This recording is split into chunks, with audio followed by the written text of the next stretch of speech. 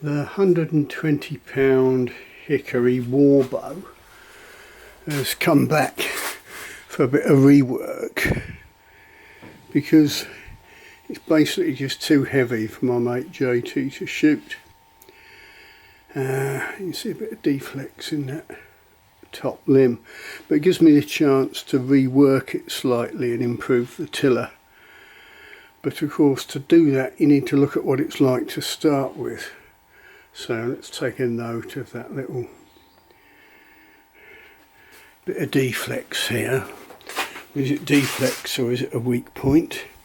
And the other question is, if I'm going to take weight off, how do I do it and where do I do it?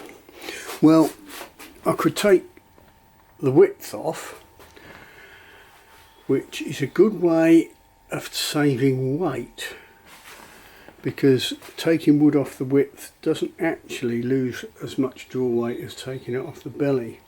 So theoretically that could make it a faster bow, and it could also even out some of this slightly out of true shape. So that might be my first port of call. But on the other hand, I want plenty of width on the belly to stop it crizzling. So, do I just round the corners a bit, take a little bit off the belly but leave it flattish, make it more D-shaped? Or do I do a little bit of all those things? Well, that's probably what I'll do. I think I'll just take a bit off this. And of course I've got the heat treat in, so I don't want to take wood off the belly really, but I can round the corners a bit slightly. Yeah, I think I'll tidy up the sides of it. I suppose I should stick it on the tiller first, just to have another shufty. A before and after.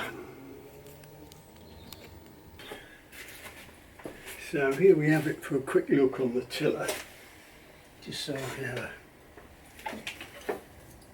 proper before and after. Of course, the other problem is, because it's been too much for him, it's not been shot. So it's not been shot in properly.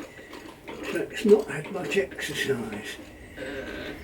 So what I might do is just take it to 100 and use that as my reference.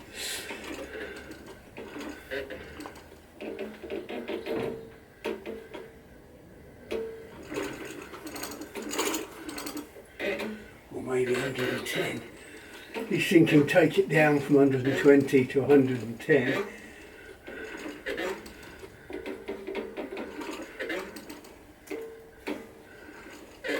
Yeah, that was...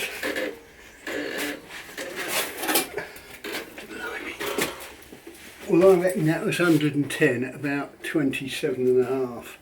I'll do the arithmetic later.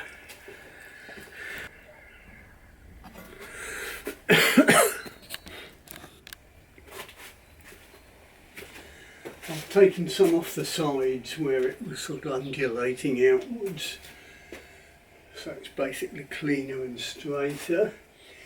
Rounded the corners on the belly and the back slightly. Also taking a very light rasping off the heat treated belly. I don't want to go right through all the heat treating, but just a light go with a cabinet rasp and then a scraper.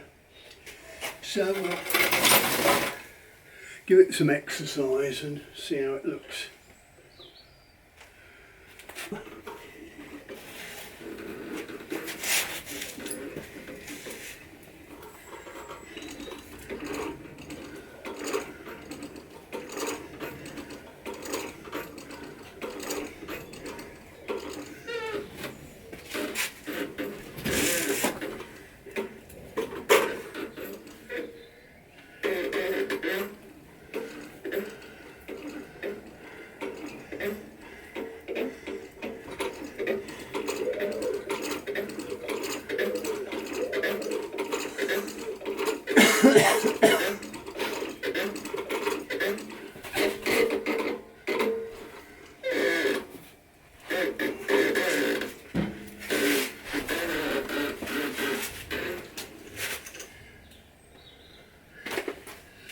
That was 110 at 28.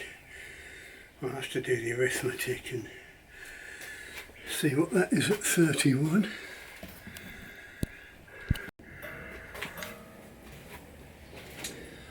I've had it on the belt sander down the sides for two reasons. One, to get it a bit straighter, and two, to get some width off it. And you can see that arrow pass, my bowyer's mark, has been almost ground away. So it's probably sort of 0.5 millimetre or something, but it's evened it up. Another very light rasping of the belly with the cabinet rasp, then taking the corners off and smoothing it. Hopefully will be a bit neat. It was 110 at 27.5, which interpolates to, I think, 124 at 31. So if we want £10 off that, we don't necessarily want to go to 110 at 31. So, you know, somewhere, say 110 at 30-ish, something like that, will probably be a £10 reduction. But I'll do the figures later. Let's just see what it does. But I'm only pulling it to 110 because that's a notional draw weight. But we'll see what it is. Oh. Because I don't want to take too much more off, so I don't want to start cutting into the heat treating, or conversely making it too weak somewhere. So I don't want it to go bang!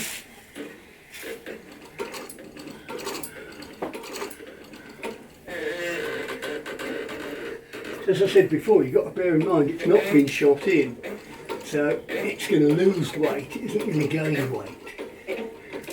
With 100, that's 110.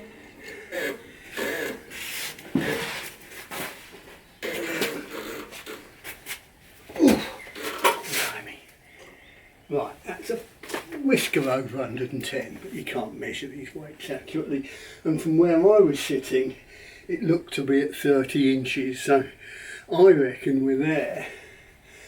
And by the time I've gone over it with a scraper, a bit of sandpaper, you know, giving it a damn good rubbing down, I think that's close enough for Jazz.